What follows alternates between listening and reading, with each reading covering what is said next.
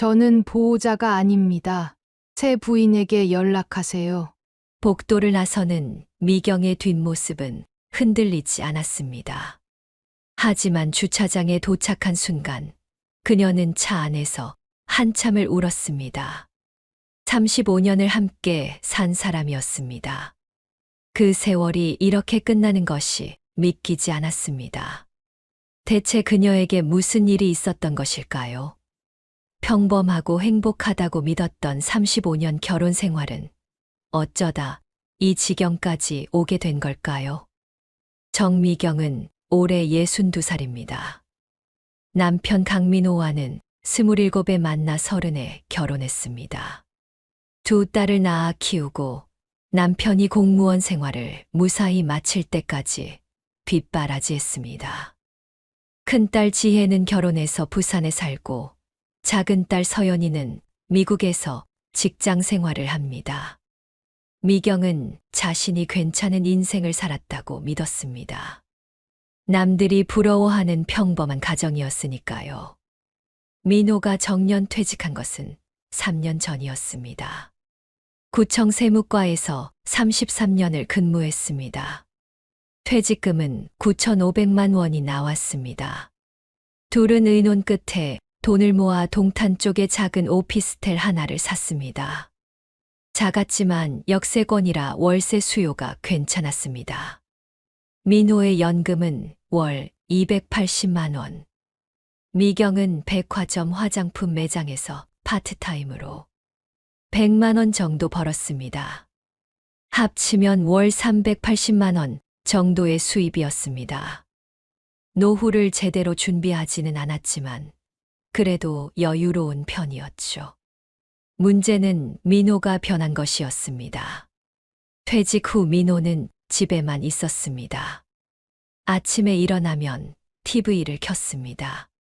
뉴스를 보다가 드라마, 재방송을 보고 예능 프로그램을 봤습니다. 점심을 먹고 나면 소파에 누워 낮잠을 잤습니다. 오후에 일어나면 또 TV를 봤습니다. 저녁을 먹고 나면 스마트폰을 들여다봤습니다. 유튜브를 보거나 뉴스 기사를 읽었습니다. 밤 11시쯤 되면 잠자리에 들었습니다. 매일이 똑같았습니다. 미경은 남편에게 운동이라도 다니라고 권했습니다. 집 근처에 체육시설도 있고 헬스장도 있었습니다. 하지만 민호는 귀찮다는 말만 되풀이했습니다. 친구들이랑 만나라고 해도 시큰둥했습니다. 뭐 하러 만나냐고 만나봤자 술 먹고 건강 망치는 것밖에 없다고 했습니다. 미경은 답답했습니다. 남편이 무기력해 보였습니다. 퇴직 전에는 아침마다 양복 입고 출근하던 사람이었습니다. 사무실에서 후배들 챙기고 민원인들 응대하고 바쁘게 살았습니다. 그런 사람이 퇴직 후에는 완전히 다른 사람이 됐습니다. 활력이 사라졌습니다. 웃음도 줄었습니다. 대화도 거의 하지 않았습니다. 미경은 친구 수진에게 전화를 걸었습니다. 수진은 미경과 고등학교 동창으로 5년 전 남편과 사별한 뒤 혼자 살고 있었죠. 미경은 하소연했습니다. 우리 남편이 요즘 너무 무기력해. 집에만 있고 TV만 보고 뭘 해도 귀찮대. 수진은 웃으며 말했습니다. 그거 남자들 다 그래. 퇴직하면 할 일이 없으니까. 시간 지나면 나아져. 미경은 한숨을 쉬었습니다. 언제까지 기다려야 돼? 1년? 2년? 사람마다 다르지. 근데 미경아, 너무 신경 쓰지 마, 이 나이에. 남편은 남편 인생이고 너는 내 인생 살아야지. 그냥 너한테 집중해. 전화를 끊고 미경은 생각했습니다. 과연 나아질까? 그런데 어느 날부터 민호가 변하기 시작했습니다.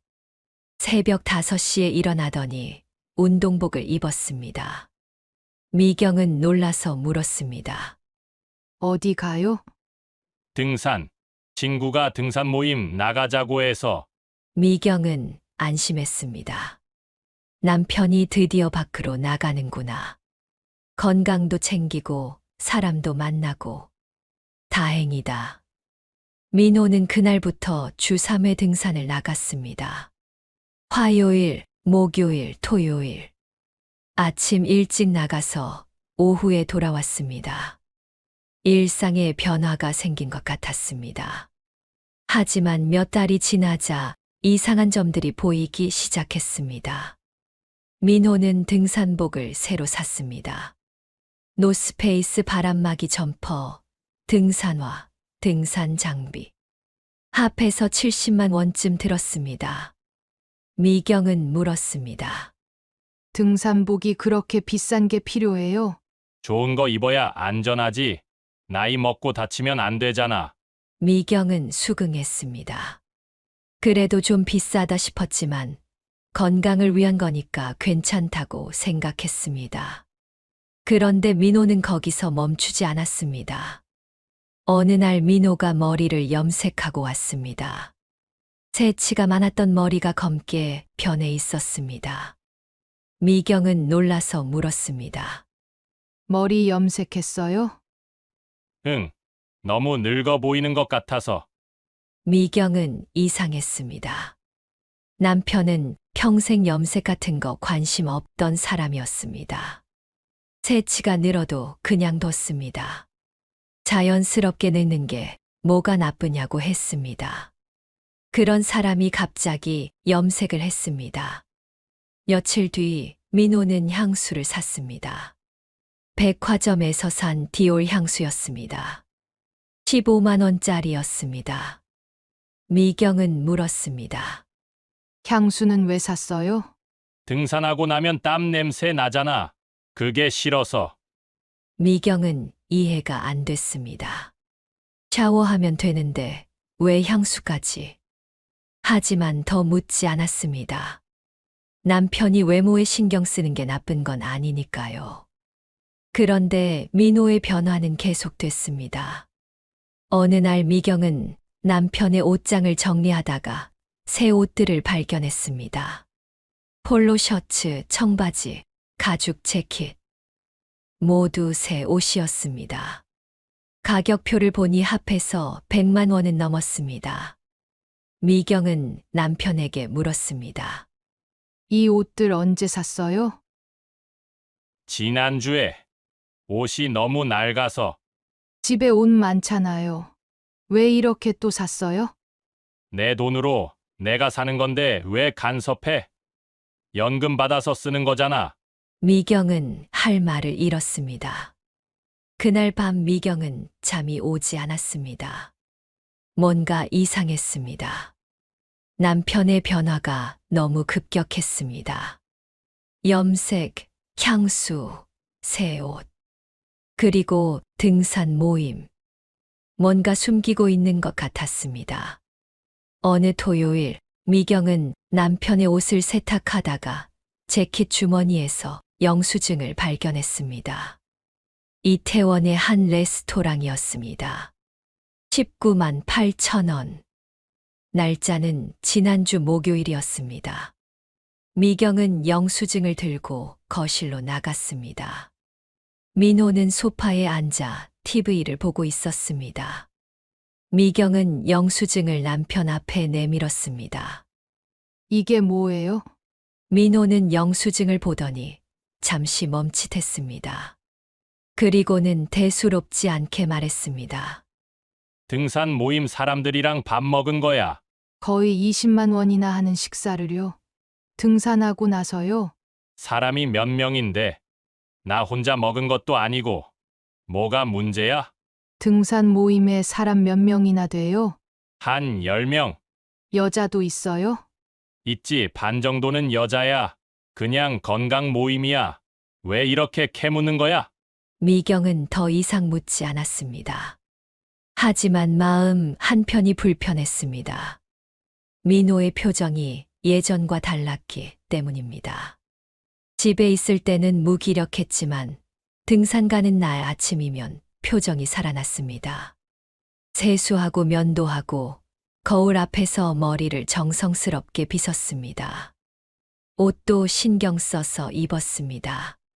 향수도 뿌렸습니다. 마치 데이트라도 가는 것처럼. 미경은 친구 수진에게 다시 전화했습니다. 수진아, 우리 남편이 요즘 이상해. 등산 모임 나간다고 하는데 뭔가 수상해. 왜? 뭐가 이상한데? 머리 염색하고 향수 뿌리고 새 옷 사 입고 그리고 비싼 식당에서 밥 먹고 원래 등산 모임이 그런 건가? 미경아, 혹시 그거 바람 아니야? 말도 안 돼. 우리 남편이 그럴 리 없어. 미경아, 나도 그렇게 믿었어. 우리 남편도 절대 안 그럴 거라고. 근데 남자들은 나이 들면 더 위험해. 특히 퇴직하고 나서. 미경은 반박했습니다. 우리 남편은 달라. 35년을 함께 산 사람인데 내가 모르겠어? 그래, 그럼 다행이다. 근데 미경아, 한번 확인해봐. 그게 마음 편해. 전화를 끊고 미경은 생각했습니다. 확인한다고? 어떻게? 그날 밤 미경은 남편의 휴대폰을 볼까 망설였습니다. 하지만 결국 하지 못했습니다. 35년을 함께 산 사람을 의심하고 싶지 않았습니다.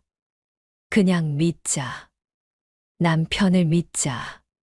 석 달이 더 지났습니다. 민호의 외출은 점점 잦아졌습니다.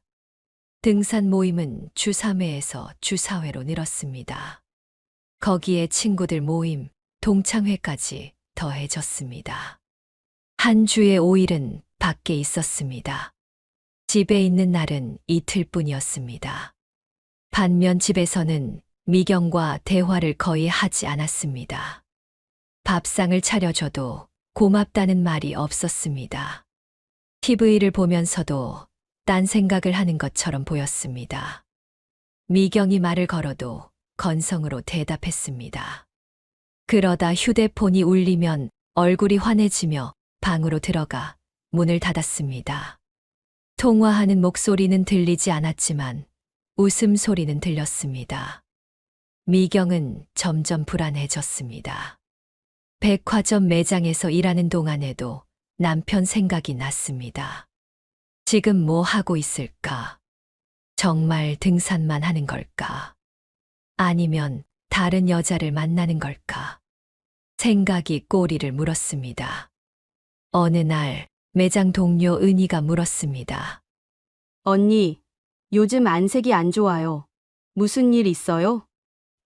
아니야. 그냥 좀 피곤해서. 너무 무리하지 마세요. 건강이 제일 중요해요.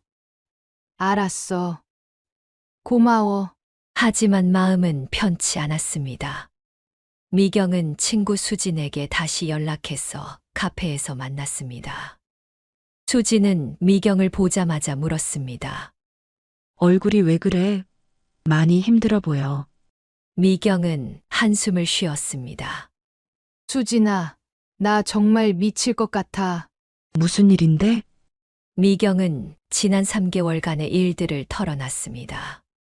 남편의 외출 증가, 집에서의 무관심, 휴대폰 통화할 때 화난 표정. 수지는 조용히 듣다가 단호하게 말했습니다. 미경아, 그거 100% 바람이야. 미경은 고개를 저었습니다. 그래도 확실한 증거가 없잖아. 내가 오해하는 걸 수도 있어. 그럼 확인해봐. 휴대폰이든 통장이든. 미경은 망설였습니다. 그게 맞는 건가? 남편을 의심하는 게. 의심이 아니야. 확인이야. 너 자신을 위해서라도 알아야 해. 계속 이렇게 불안하게 살 거야? 미경아, 내가 말 안 했지만 우리 남편도 그랬거든. 죽기 1년 전까지 바람 피웠어. 나는 전혀 몰랐지. 남편이 암 진단받고 병원 다니면서도 몰랐어. 남편이 죽고 나서야 알았어. 병원비 정리하다가 통장 내역 보고 알게 됐어. 미경은 놀라서 물었습니다. 정말 그래서 어떻게 했어? 수지는 쓸쓸하게 웃었습니다. 어떻게 하긴. 이미 죽었는데. 그냥 혼자 울었지. 그리고 후회했어. 왜 진작 확인하지 않았을까? 확인했으면 대화라도 했을 텐데. 미경은 할 말을 잃었습니다. 수지는 미경의 손을 꽉 잡았습니다. 미경아, 넌 나처럼 후회하지 마. 지금이라도 확인해. 아무것도 아니면 다행이고, 진짜 문제가 있으면 그때 대처하면 돼. 미경은 고개를 끄덕였습니다. 집으로 돌아오는 길, 미경은 결심했습니다. 오늘 밤 확인하자. 남편의 휴대폰을 확인하자. 그날 밤 10시, 민호는 일찍 잠이 들었습니다. 미경은 침대 옆에 있던 민호의 휴대폰을 집어들었습니다. 손이 떨렸습니다. 심장이 빠르게 뛰었습니다. 미경은 숨을 크게 들이쉬고 휴대폰 화면을 켰습니다. 비밀번호는 민호의 생일이었습니다. 미경은 카카오톡 앱을 열었습니다. 대화 목록이 나왔습니다. 맨 위에는 등산 모임 단체 채팅이 있었습니다. 그 아래는 친구들과의 대화, 그리고 그 아래 해리라는 이름이 보였습니다. 미경은 손가락이 얼어붙는 것 같았습니다. 하지만 용기를 내서 해리와의 대화창을 열었습니다. 그 안에는 모든 것이 있었습니다. 오빠, 오늘 보고 싶어요. 저 혼자 집에 있어요. 조금만 기다려요. 금방 갈게. 하트 이모티콘, 민호 하트 이모티콘. 오빠가 저한테 사준 목걸이 정말 예뻐요. 친구들이 다 부러워해요. 해리는 예쁘니까 뭘 해도 예쁘지. 다음엔 더 좋은 거 사줄게. 오빠, 최고. 사랑해요. 나도 사랑해. 미경은 휴대폰을 들고 주저앉았습니다. 손이 떨렸습니다. 숨이 막혔습니다. 눈물이 났습니다. 35년을 함께 산 남편이 다른 여자에게 사랑한다고 말하고 있었습니다. 하트를 보내고 있었습니다. 목걸이를 사주고 있었습니다. 프로필 사진을 확인했습니다. 해리는 젊은 여자였습니다. 30대 후반쯤으로 보였습니다. 미경은 사진을 오래 바라봤습니다. 그리고 생각했습니다. 저 여자가 뭐가 좋아서, 나보다 뭐가 나아서. 침대에 누웠지만 잠이 오지 않았습니다. 머릿속은 온통 해리와의 대화로 가득했습니다. 미경은 한참을 뜬 눈으로 생각했습니다. 그리고 결심했습니다. 내일 물어보자. 해리가 누구냐고. 다음 날 아침이었습니다. 민호는 평소처럼 등산을 나갈 준비를 했습니다. 등산복을 입고 향수를 뿌렸습니다. 현관문을 나서려는 순간 미경이 말했습니다. 여보, 민호는 돌아봤습니다. 왜? 해리가 누구예요? 민호의 얼굴이 굳었습니다. 잠시 침묵이 흘렀습니다. 어떻게 알았어? 휴대폰 봤어요. 어젯밤에. 민호는 한숨을 쉬었습니다. 그리고 현관문을 닫고 거실로 돌아왔습니다. 소파에 앉았습니다. 민호는 고개를 숙였습니다. 미경은 물었습니다. 언제부터였어요? 1년 좀 넘었어. 어디서 만났어요? 등산 모임. 해리도 거기 회원이야. 나이는 몇 살이에요? 40. 미경은 웃음이 나왔습니다. 40이요? 저보다 22살 어리네요. 민호는 변명하듯 말했습니다. 나도 어쩔 수 없었어. 그냥 그렇게 됐어. 어쩔 수 없었다고요? 바람을 피우는 게 어쩔 수 없는 일이에요. 미경아, 나도 설명하기 어려운데 해리는 나를 필요로 해. 나한테 의지해. 나를 남자로 봐줘. 근데 나는요? 너는 나 없이도 잘 살잖아. 너는 혼자서도 다 할 수 있잖아. 일도 하고, 친구들도 만나고, 취미 생활도 하고. 나는 내게 필요 없는 사람 같았어. 미경은 할 말을 잃었습니다. 민호는 계속 말했습니다. 퇴직하고 나서 난 아무것도 아니게 됐어. 사회에서도 필요 없고, 집에서도 필요 없고, 그냥 밥 먹고 TV 보는 사람. 근데 혜리는 달라. 혜리는 내 말을 들어줘. 내가 힘들다고 하면 위로해줘. 내가 뭘 해주면 고마워해. 나를 인정해줘. 미경은 차갑게 말했습니다. 그래서 바람 핀 거예요? 인정받고 싶어서? 미경은 일어섰습니다. 그리고 말했습니다. 이혼하죠. 민호는 놀란 표정으로 미경을 바라봤습니다. 미경아, 계속 살 이유가 없잖아요. 당신은 다른 여자 만나고 나는 혼자 있는데 무슨 의미가 있어요? 민호는 난처한 표정을 지었습니다. 그리고는 말했습니다. 미경아, 조금만 생각해봐. 우리 딸들도 있고. 미경은 냉정하게 대답했습니다. 딸들은 이미 다 컸어요. 우리가 이혼해도 상관없어요. 민호는 애원했습니다. 그래도 35년을 함께 산 사이인데, 그 35년이 의미 없어진 게 지금이잖아요. 당신이 그 여자를 선택한 순간 다 끝난 거예요. 민호는 입을 다물었습니다. 미경은 침실로 들어가 문을 닫았습니다. 그리고 침대에 누워 울었습니다. 소리 내서 울었습니다. 35년이 이렇게 무너지는 게 믿기지 않았습니다. 오후에 미경은 변호사 사무실을 찾아갔습니다. 인터넷으로 검색해서 찾은 곳이었습니다. 미경은 상황을 설명했습니다. 남편의 바람, 이혼 결심까지. 김서영 변호사는 조용히 듣다가 물었습니다. 증거는 있으세요? 휴대폰 대화 내용이요. 캡처는 안 했는데 김서영은 고개를 끄덕였습니다. 캡처하세요. 최대한 많이. 그리고 재산은 어떻게 나눠져 있으세요? 집은 공동명의예요. 아파트 시세가 10억 정도 되고요.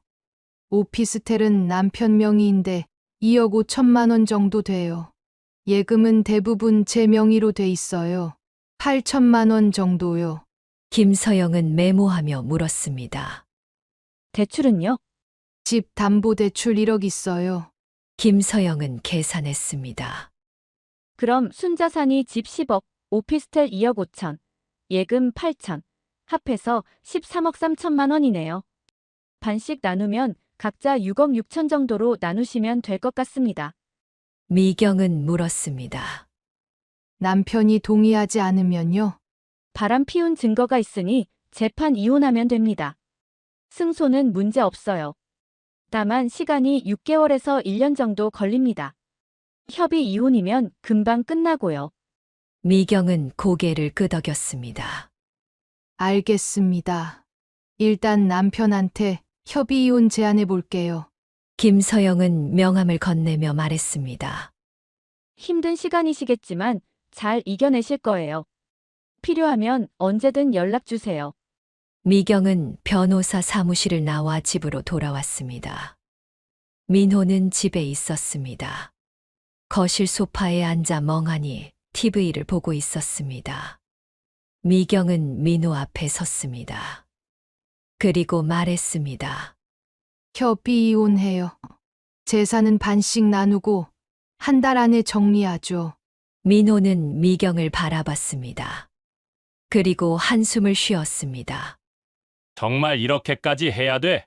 당신이 해리를 안 만난다고 각 썼으면 생각해 볼게요. 민호는 고개를 저었습니다. 그건 안 돼. 미경은 차갑게 웃었습니다. 그럼 할 말 없네요. 미경은 서류를 민호에게 건넸습니다. 민호는 서류를 받아들고 한참을 보다가 도장을 찍었습니다. 미경도 도장을 찍었습니다. 그렇게 35년의 결혼이 종이 한 장으로 끝났습니다. 재산 분할은 변호사의 조언대로 진행됐습니다. 집은 미경이 가지기로 했습니다. 대신 민호는 오피스텔과 3억을 가졌습니다. 민호는 짐을 쌌습니다. 옷, 책, 개인 물건들. 큰 트렁크 2개에 다 들어갔습니다. 35년의 흔적이 트렁크 2개였습니다. 민호는 짐을 들고 현관으로 나갔습니다. 현관문이 닫히는 소리가 들렸습니다. 미경은 그제야 주저앉았습니다. 그리고 울었습니다. 소리 내서 울었습니다. 35년이 이렇게 끝났습니다. 미경은 밤새 잠을 이루지 못했습니다. 천장을 바라보며 지난 35년을 떠올렸습니다. 결혼식 날, 딸들 낳던 날, 함께 여행 갔던 날들. 모든 기억이 스쳐 지나갔습니다. 그리고 생각했습니다. 그게 다 의미 없었나? 그 시간들이 다 거짓이었나? 눈물이 또 났습니다. 3개월이 지났습니다. 미경은 조금씩 일상을 회복하기 시작했습니다.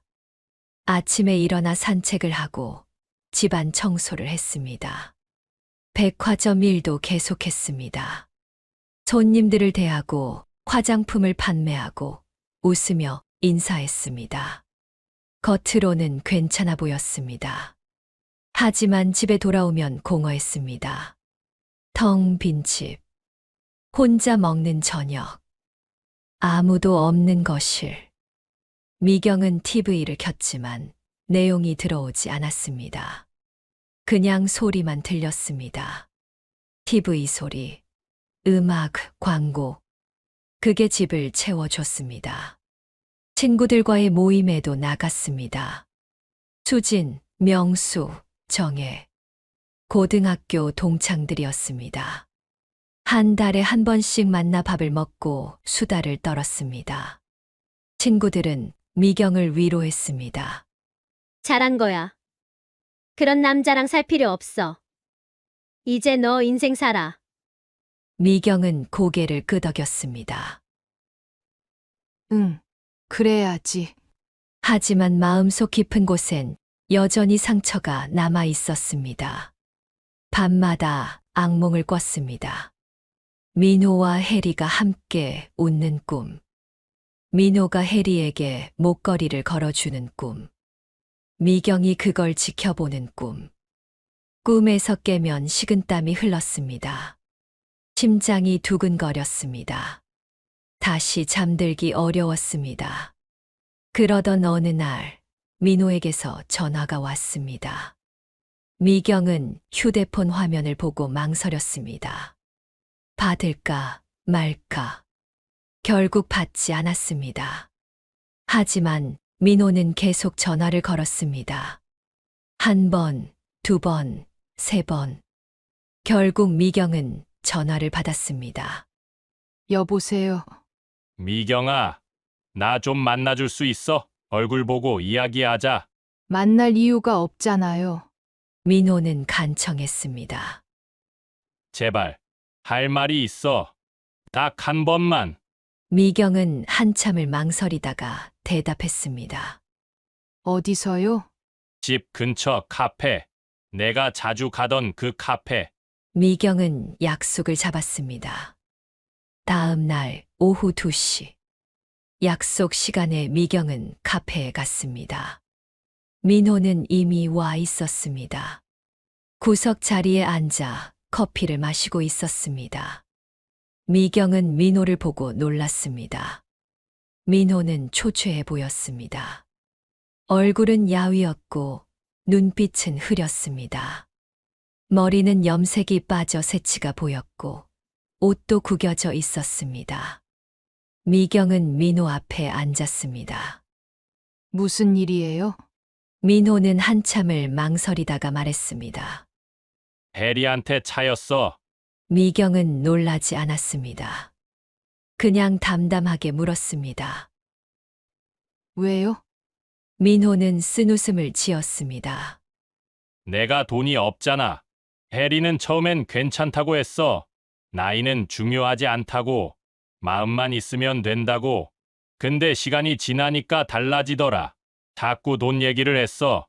여행 가자. 명품 가방 사달라. 차 바꾸고 싶다. 나는 연금으로 겨우 생활비 내는데 그런 걸 어떻게 해줘? 미경은 커피를 한 모금 마시며 들었습니다. 민호는 계속 말했습니다. 그래서 오피스텔 담보대출을 받았어. 3천만 원. 그걸로 해리 차 할부금 내줬어. BMW 시리즈. 월 80만 원씩 나가. 근데 그것도 모자라더라. 해리는 나한테 오피스텔을 팔아서 같이 카페라도 하자고 했어. 투자금 2억 필요하대. 나는 거절했어. 오피스텔 팔면 나는 뭘로 살아? 그랬더니 해리가 화를 내더라. 나한테 사랑이 없냐고. 진심이 아니었냐고. 미경은 물었습니다. 그래서요? 민호는 고개를 숙였습니다. 헤어지자고 하더라. 자기는 미래가 없는 남자랑은 못 있겠대. 그리고 차단했어. 전화도 문자도 카톡도 다 차단. 미경은 차갑게 웃었습니다. 당연한 일 아니에요. 해리는 당신 돈을 원했던 거죠. 사랑이 아니었어요. 민호는 눈물을 글썽였습니다. 나도 이제 알아. 내가 바보였어. 해리는 나를 사랑한 게 아니었어. 그냥 이용한 거야. 미경은 물었습니다. 그래서 저한테 온 거예요? 미경아, 미안해. 내가 정말 바보였어. 다시 시작할 수 없을까? 미경은 단호하게 대답했습니다. 안 돼요. 민호는 애원했습니다. 제발. 나는 너밖에 없어. 해리는 날 버렸어. 친구들도 다 멀어졌어. 딸들한테도 연락 못해. 지혜가 나한테 실망했대. 서연이는 아예 전화도 안 받아. 정말 너밖에 없어. 미경은 냉정하게 말했습니다. 저는 당신의 마지막 선택지가 아니에요. 필요할 때만 찾는 사람도 아니고요. 민호는 울먹였습니다. 미경아, 미경은 자리에서 일어섰습니다. 그리고 말했습니다. 저는 이제 당신 없이 살 수 있어요. 35년 함께 살았지만 이제 정말 끝이에요. 잘 지내세요. 민호는 미경의 손을 잡으려 했습니다. 미경아, 제발. 미경은 손을 뿌리쳤습니다. 손 떼세요. 미경은 카페를 나섰습니다. 뒤돌아보지 않았습니다. 걸어가는 동안 눈물이 났지만 참았습니다. 집에 도착해서야 미경은 눈물을 흘렸습니다. 하지만 이번 눈물은 달랐습니다.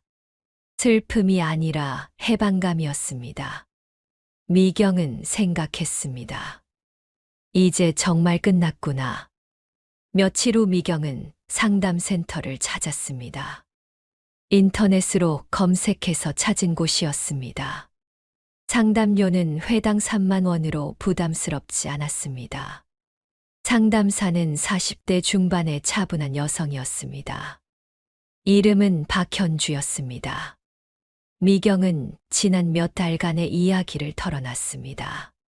남편의 바람, 이혼, 그리고 민호의 후회와 재결합 요청까지. 현주는 조용히 듣다가 물었습니다. 지금 가장 힘든 게 뭔가요? 제가 뭘 잘못한 건지 모르겠어요. 왜 남편이 저를 버렸는지 제가 부족한 건가요? 제가 못나서 그런가요? 현주는 부드럽게 말했습니다. 남편분이 어머님을 버린 게 아니에요. 남편분이 자기 자신을 버린 거예요. 미경은 고개를 들었습니다. 무슨 뜻이에요? 중년 남성들은 종종 정체성의 혼란을 겪어요. 특히 퇴직 후에요. 사회에서 역할을 잃고 가정에서도 존재감이 희미해지죠.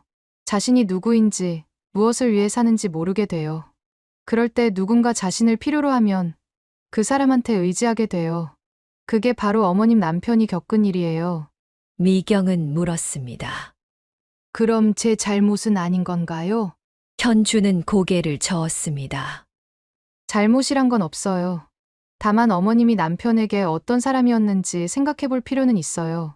그리고 남편이 어머님에게 어떤 사람이었는지도요. 미경은 침묵했습니다. 현주는 말을 이었습니다. 많은 부부가 사랑이 아니라 의무감으로 함께 살아요. 서로를 사랑하는 게 아니라 그냥 익숙해서, 편해서, 헤어지기 귀찮아서 함께 있어요. 그런 관계는 언젠가 무너져요. 외부 자극이 생기면요. 미경은 고개를 끄덕였습니다. 현주는 물었습니다. 남편분과 함께 있을 때 행복하셨나요? 미경은 망설이다가 대답했습니다. 잘 모르겠어요. 불행하지는 않았어요. 그냥 평범했어요. 현주는 다시 물었습니다. 남편분을 사랑하셨나요? 미경은 또 망설였습니다. 그리고 조용히 대답했습니다. 사랑이라기보다는 정이 들었던 것 같아요. 가족이었죠. 현주는 고개를 끄덕였습니다. 그럼 남편분도 비슷했을 거예요. 어머님을 사랑한 게 아니라 가족으로 여긴 거죠. 그러다 혜리라는 사람을 만났고 혜리는 남편분을 남자로 봐줬어요. 그게 남편분한테는 새로운 경험이었던 거예요. 미경은 눈물이 났습니다. 현주는 티슈를 건네며 말했습니다. 울어도 돼요. 슬픈 일이니까요. 35년이 무너지는 게 슬프지 않을 리 없죠. 미경은 한참을 울었습니다. 그리고 현주는 말했습니다. 이제 어머님 스스로를 돌아볼 시간이에요. 그 안에서 어머님이 누구인지 찾아야 해요. 미경은 집으로 돌아와 일기를 쓰기 시작했습니다. 35년의 결혼 생활을 되돌아봤습니다. 남편과 대화다운 대화를 한 적이 언제였나? 남편의 마음을 물어본 적이 있었나? 남편이 무엇을 원하는지 궁금해한 적이 있었나? 미경은 깨달았습니다. 나는 남편을 사랑하지 않았다. 그냥 함께 사는 사람으로 여겼다. 나는 민호에게 아내가 아니라 엄마였다. 밥 차려주고 빨래해주고 집안일 하는 사람. 민호는 나한테 의지했지만 나는 민호를 돌본 것이지 사랑한 게 아니었다. 그냥 의무감이었다.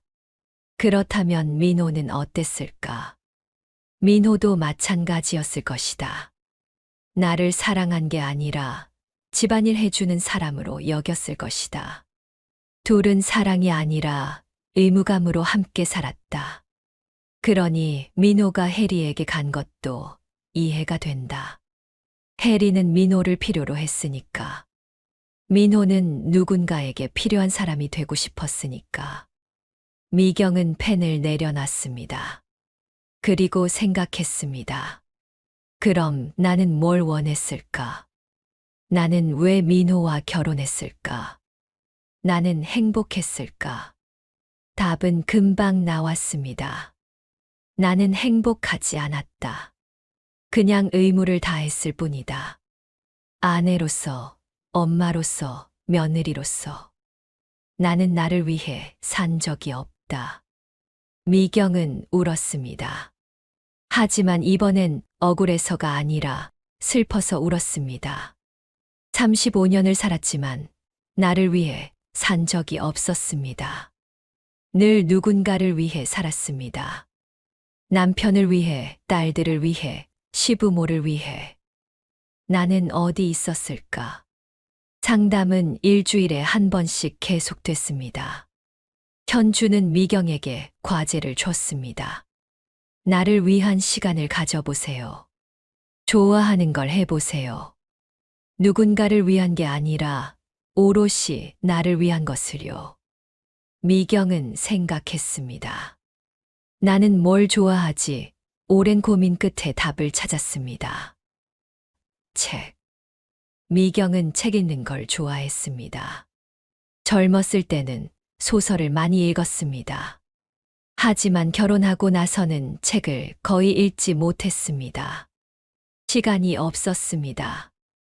아이들 키우고, 집안일하고, 시부모 모시고, 책 읽을 여유가 없었습니다.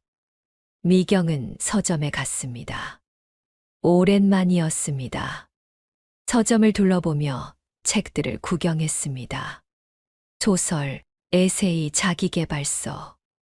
마음에 드는 책 5권을 골랐습니다. 계산대에서 10만 원을 냈습니다. 아깝지 않았습니다. 오히려 기분이 좋았습니다. 집에 돌아와 책을 읽기 시작했습니다. 저녁을 먹고 설거지를 하고 TV를 끄고 책을 펼쳤습니다. 소파에 앉아 책장을 넘겼습니다. 이야기가 펼쳐졌습니다. 미경은 빠져들었습니다. 시간이 흘러 시계를 보니 밤 11시였습니다. 어느새 2시간이 지난 것을 보고 미경은 놀랐습니다. 오랜만에 나를 위한 시간이었습니다. 그날 밤 미경은 편안하게 잠들었습니다. 미경은 요가 수업도 등록했습니다. 집 근처 복지관에서 하는 수업이었습니다. 주 2회 화요일과 목요일 오전 10시. 수강료는 월 8만 원이었습니다. 미경은 수업에 처음 갔을 때 긴장했습니다. 사람들이 많았습니다. 대부분 50대에서 60대 여성들이었습니다. 강사는 30대 여성이었습니다. 이름은 김나라였습니다. 나라는 밝은 목소리로 인사했습니다. 안녕하세요. 오늘 처음 오신 분 있나요? 나라는 웃으며 말했습니다. 환영합니다. 천천히 따라하시면 돼요. 무리하지 마시고요. 수업이 시작됐습니다. 처음엔 몸이 뻣뻣해서 동작 하나하나가 힘들었습니다. 다리를 쭉 뻗는 것도 어려웠고 허리를 숙이는 것도 힘들었습니다. 하지만 나라는 계속 격려했습니다. 괜찮아요. 천천히 하세요.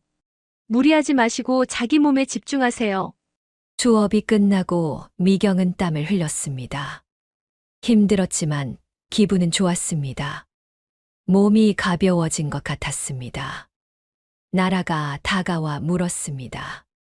어떠셨어요? 힘들었는데 좋았어요. 처음엔 다 그래요.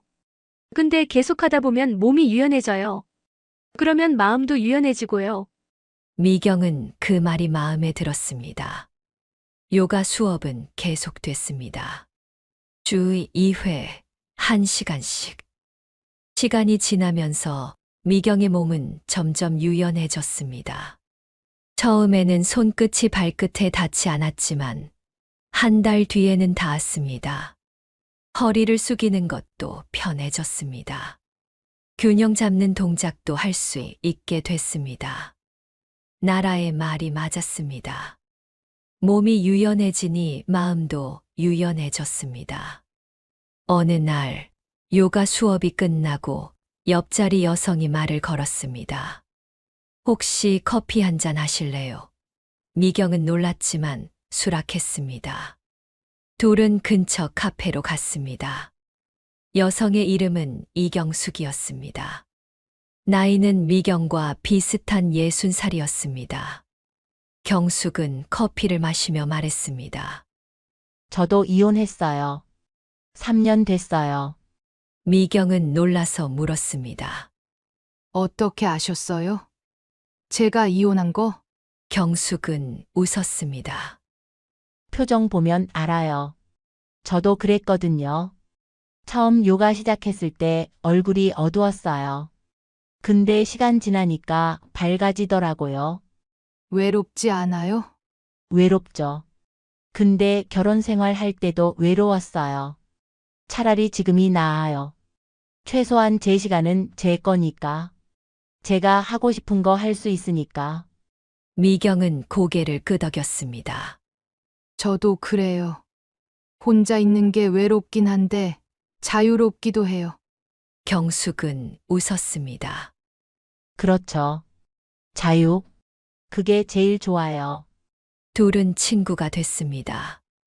요가 수업이 끝나면 함께 커피를 마셨습니다. 서로의 이야기를 나눴습니다. 경숙의 이혼 사연, 미경의 이혼 사연. 비슷하면서도 달랐습니다. 하지만 공통점이 있었습니다. 둘 다 자유를 찾았다는 것. 어느 일요일, 미경은 혼자 바다에 갔습니다. 강릉 바다였습니다. KTX를 타고 2시간 만에 도착했습니다. 미경은 백사장에 앉아 파도를 바라봤습니다. 파도는 밀려왔다가 물러갔습니다. 계속 반복됐습니다. 미경은 생각했습니다. 인생도 저렇게 흘러가는 거겠지. 밀려왔다가 물러가고 다시 밀려오고 끝이 아니라 순환이지. 미경은 속으로 말했습니다. 이제 나는 나를 위해 살아야겠다. 누군가를 위해서가 아니라 오롯이 나를 위해. 6개월이 지난 어느 날, 미경은 민호에게서 다시 연락을 받았습니다. 이번엔 문자였습니다. 미경아, 나 병원에 입원했어. 혈압이 너무 높아서 쓰러졌어. 혼자서 힘들어. 도와줄 수 있어? 미경은 문자를 보고 한참을 망설였습니다. 가야 하나, 말아야 하나.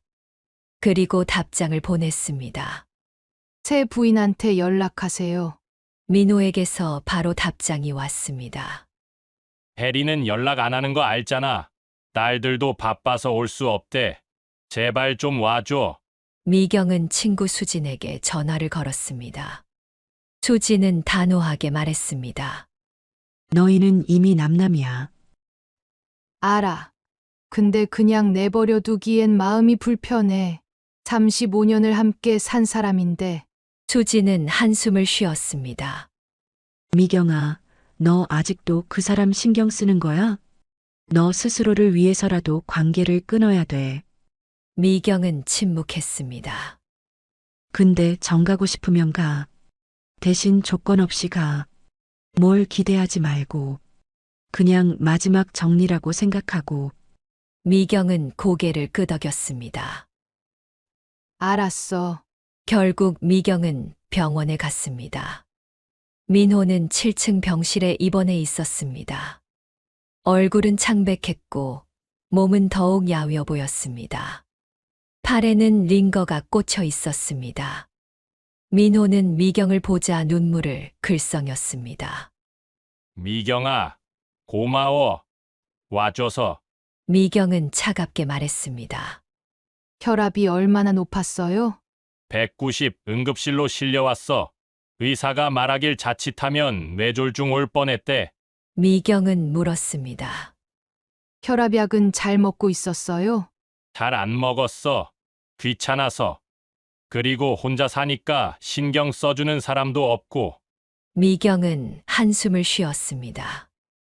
그리고 물었습니다. 왜 저한테 연락했어요? 민호는 잠시 망설이다가 대답했습니다. 너밖에 없어서. 저밖에 없다고요? 민호는 고개를 끄덕였습니다. 미경은 차갑게 웃었습니다. 나는 당신이 버릴 수 있을 땐 버리고 필요할 때만 찾는 사람이에요. 당신이 날 버리고 바람핀 이유, 이제 알겠어요. 저는 당신한테 그냥 편한 사람이었던 거죠. 엄마처럼 돌봐주는 사람, 밥 차려주고 빨래해주고 집안일 해주는 사람. 근데 혜리는 달랐죠. 혜리는 당신을 남자로 봐줬으니까, 당신한테 의지하고 당신을 필요로 했으니까 당신은 그게 좋았던 거예요. 누군가한테 필요한 남자가 되고 싶었던 거죠. 민호는 눈물을 흘렸습니다. 저도 당신을 사랑한 게 아니었어요. 그냥 의무감으로 함께 산 거예요. 아내니까, 엄마니까, 며느리니까, 그렇게 살아야 한다고 배웠으니까, 우리 둘 다 잘못한 거예요. 서로를 사랑하지 않았던 거예요. 민호는 고개를 숙였습니다. 저는 이제 저를 위해 살고 싶어요. 누군가를 돌보기 위해서가 아니라 제가 행복하기 위해서요. 당신도 당신을 위해 사세요. 해리 같은 사람 찾지 말고 진짜 당신을 돌아보세요. 민호는 조용히 물었습니다. 그럼 우리는 정말 끝인 거야? 미경은 고개를 끄덕였습니다. 네, 끝이에요. 민호는 눈물을 닦으며 말했습니다. 미안해. 정말 미안해. 미경은 대답했습니다. 저도 미안해요. 당신을 사랑하지 못해서. 근데 이제는 괜찮아요. 이제는 자유로우니까. 미경은 병실을 나섰습니다. 복도를 걸어가며 눈물이 났습니다. 하지만 이번엔 참지 않았습니다. 그냥 흘렀습니다. 슬픔과 해방감이 섞인 눈물이었습니다. 병원을 나서며 미경은 하늘을 올려다봤습니다. 맑았습니다. 구름 한 점 없이 파랬습니다. 미경은 크게 숨을 들이쉬었습니다. 그리고 생각했습니다. 이제 정말 끝났다. 1년이 지났습니다. 미경은 작은 카페를 열었습니다. 집 근처 조용한 골목에 있는 10평짜리 공간이었습니다. 인테리어는 직접 했습니다. 원목 테이블 3개, 의자 6개, 화분 10개, 벽에는 그림 몇 점. 소박했지만 따뜻했습니다. 카페 이름은 혼자만의 시간이었습니다. 미경이 직접 지은 이름이었습니다. 혼자 있는 시간이 소중하다는 의미였습니다. 손님은 많지 않았습니다. 하루 평균 10명 정도였죠. 대부분 동네 주민들이었습니다. 미경은 손님들에게 커피를 내리고 간단한 대화를 나눴습니다.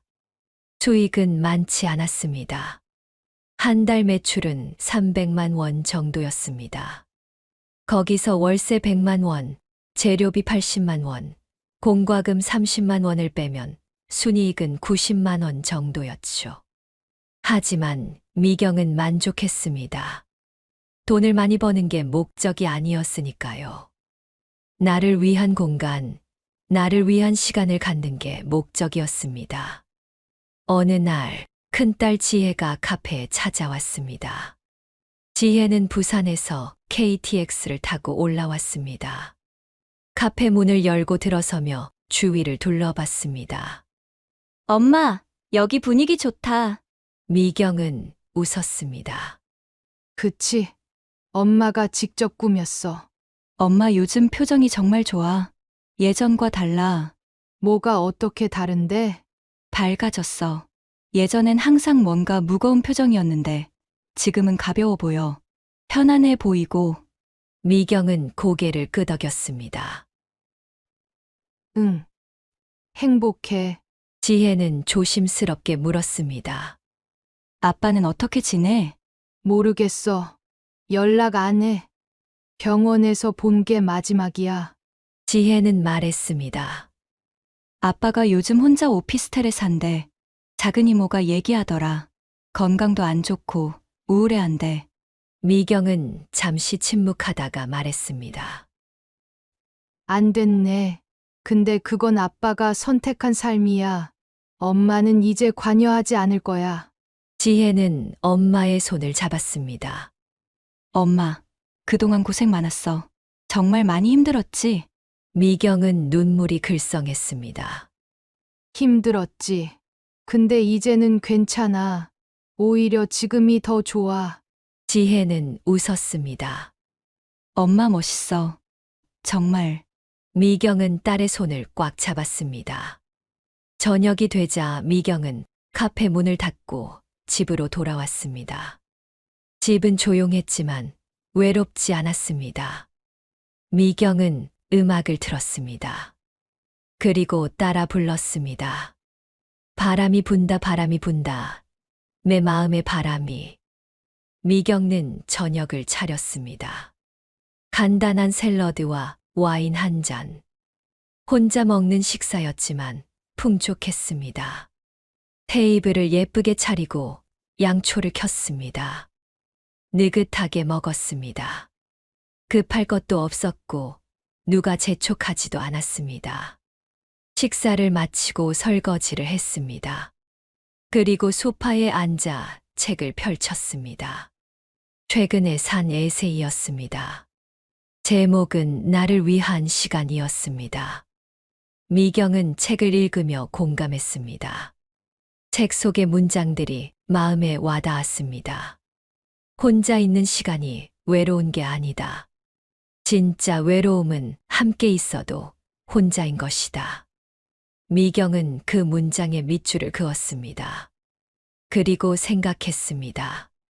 민호와 함께 있을 때 나는 외로웠다. 35년을 함께 살았지만 늘 혼자였다. 근데 지금은 혼자지만 외롭지 않다. 오히려 자유롭고 행복하다. 창밖으로 달이 떠올랐습니다.